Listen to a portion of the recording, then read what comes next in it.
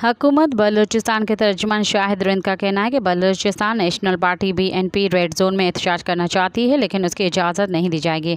तर्जुमान हुकूमत बलूचिस्तान शाहिद रिंद ने कोयटा में प्रेस कॉन्फ्रेंस करते हुए कहा कि सरदार अख्तर मेंगल के साथ हुकूमती कमेटी ने 2 नशिस्तें की हैं। सूबाई हुकूमत ने उन्हें सरियाब रोड पर जगह की पेशकश की, लेकिन BNP रेड जोन में एहतजाज करना चाहती है, उसकी इजाज़त नहीं दी जाएगी।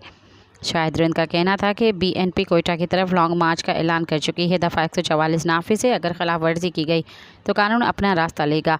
उन्होंने कहा कि हम अब भी सब्र व तहम्मुल का मुजाहरा कर रहे हैं। सूबाई हुकूमत की कोशिश यही थी कि सियासी डायलॉग से मामले को हल किया जाए। दोनों अतराफ को लचक दिखाना होगी।